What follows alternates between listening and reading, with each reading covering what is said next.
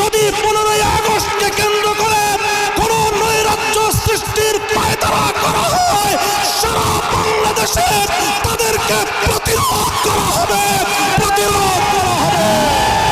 হাসিনাকে ধরে এনে বিচারের কাঠগড়ায় দাঁড় করাতে হবে। প্রিয় সাথী ও বন্ধুগণ, বক্তব্য শেষ।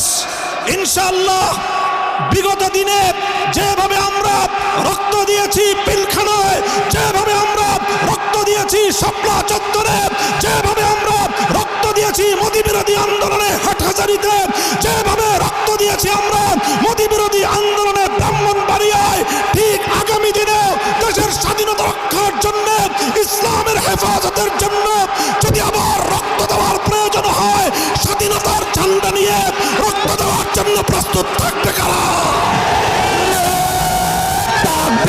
আল্লাহু আকবার।